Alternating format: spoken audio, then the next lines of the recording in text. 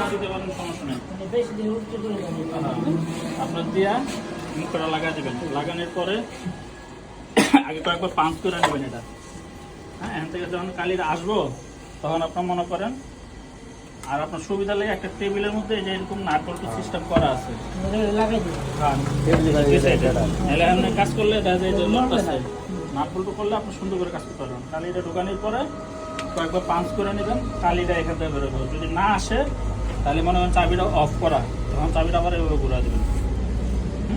তারপরে আপনার যখন কালিটা আসবো এই নিচের সাইড এভাবে রাখবেন, এভাবে হাতে হাতে দিয়ে পাঞ্চ করবেন, কালিটা উঠে যাবে। আপনি যদি কালিটা দেখেন যদি বেশি এখান থেকে বাইরে হয়ে যেতেছে তখন এদিকটা অ্যাডজাস্ট করে কমায় নেবেন। এই যে নাট আছে, নাট ডিলার করে এটা 8 পিস করা যায়। কালি কাজ শেষ। এভাবে কালি ঢুকাইবেন, কালি ঢুকাই এভাবে যাতে